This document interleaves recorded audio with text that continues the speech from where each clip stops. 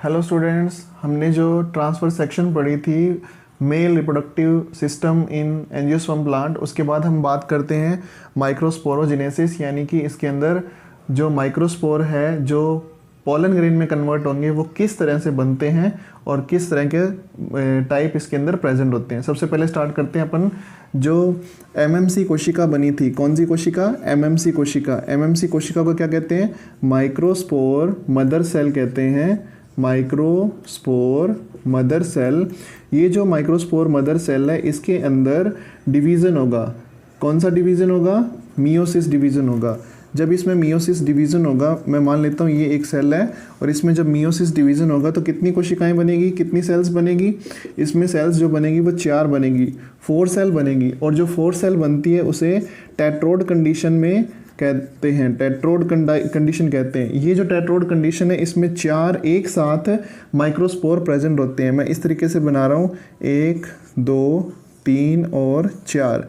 ये जो प्रेजेंट है इसे क्या बोलेंगे अपन? माइक्रोस्पोर। तो ये माइक्रोस्पोर जो होते हैं वो कैलोज, CALLOSE, कैलोज की हेल्प से आपस में जुड़े रहते हैं। अब ये जो कैलोज है इसने इनको जोड़ रखा है, लेकिन पॉलिनेशन के टाइम अलग होना पड़ेगा। तो ये अलग होने के लिए किसकी सहायता लेते हैं? ये यहाँ पर कैलीज एंजाइम की सहायता से इसको ब्रेक डाउन करते हैं, फिर ये अलग अलग हो जाते हैं और अलग होकर किस में कन्वर्ट हो जाते हैं? पॉलन के अंदर। क्लियर है? कोई डाउट इसमें? इसे हम माइक्रोस्पोरोजेनेसिस कहते हैं क्योंकि एमएमसी कोशिका से किसकी फॉर्मेशन हो रही है? माइक्रोस्पोर की फॉर्मेशन हो रही है, इसलिए हम इसे माइक्रोस्पोरोजेनेसिस कहते हैं।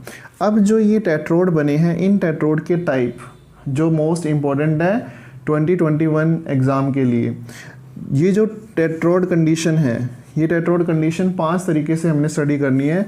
Number 1 tetrahedral condition. कौन सी कंडीशन है? Number 1 tetrahedral condition. ये जो टेट्राहेड्रल कंडीशन है इसके अंदर आपने याद करना है कि 3 जो माइक्रोस्पोर है वो इस तरह की पोजीशन में सेट रहते हैं और एक जो होता है वो जस्ट इसके पीछे की तरफ होता है। इसे हम टेट्राहेड्रल कंडीशन कहते हैं। और टेट्राहेड्रल कंडीशन जो है वो किस में देखने को मिलती है? डाइकोट प्लांट्स के अंदर। किस में देखने को मिलती है?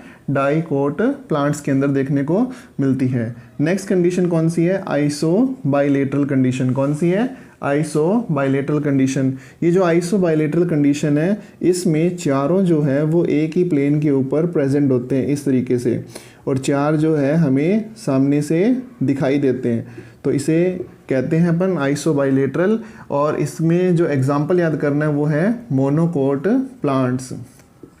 Monocot plant. नंबर 3 है डेक्यूसेट, जिसे क्रॉस भी कहते हैं। क्या कहते हैं? क्रॉस भी कहते हैं। इसके अंदर याद रखना है कि जो ऊपर वाले 2 है और नीचे वाले 2 पॉलन है या माइक्रोस्पोर है वो एक दूसरे के 90 डिग्री के एंगल पर प्रेजेंट होते हैं। तो इसके लिए आप याद रखोगे 90 डिग्री का एंगल। लेकिन हमें नीचे वाले के अंदर सिर्फ एक ही माइक्रोस्पोर दिखाई देता है। तो ये कंडीशन जो होती है इसे हम क्या कहते हैं? क्रॉस्ड भी कहते हैं। क्रॉस्ड, डेक्यूसेट या क्रॉस्ड भी कहते हैं। एग्जाम्पल याद कर लीजिए इसका, मैग्नोलिया। एग्जाम्पल है इसका मैग्नोलिया। नेक्स्ट है T shaped structure. T shaped, T shape जो स्ट्रक्चर होती है उसके अंदर याद करिए कि इस तरीके से टी बनेगा। ठीक है? टी बनेगा और उसके नीचे यहाँ पर एक सेल, फिर दूसरी सेल, इस तरीके से। तो टी शेप बनाती हुई सेल्स हमें शो होती है। इसे हम टेट्रोड कंडीशन टी शेप बोलते हैं। एग्जाम्पल याद करना अपनी कौन सा? एरिस्टोलोकिया। एरिस्टोलोकिया। क्लियर है?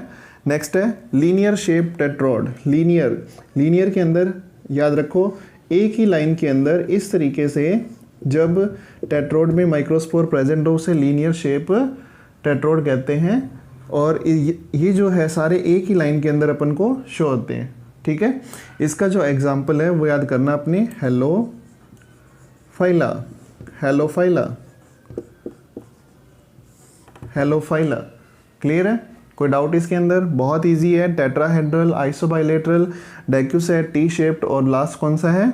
Linear shape. सबके एग्जांपल याद कर लीजिए। टेट्राहेड्रल में आएगा डाइकोट, आइसोबाइलेटरल में मोनोकोट और उसके बाद क्रॉस्ड यानी डाइक्यूसेट के अंदर मैग्नोलिया, एक एग्जाम्पल पढ़ना आपने। टी शेप के अंदर एरिस्टोलोकिया और लीनियर के अंदर हेलोफाइला। अब कई बार क्या होता है कि कैलेज से ये अलग नहीं हो पाते, ये एक साथ इकट्ठा ग्रुप बनाकर रहते हैं। तो याद करिए कि कंपाउंड स्ट्रक्चर बनाते हैं। ये क्या बनाते हैं? कंपाउंड स्ट्रक्चर बनाते हैं, कंपाउंड पोलन ग्रेन स्ट्रक्चर बनाते हैं।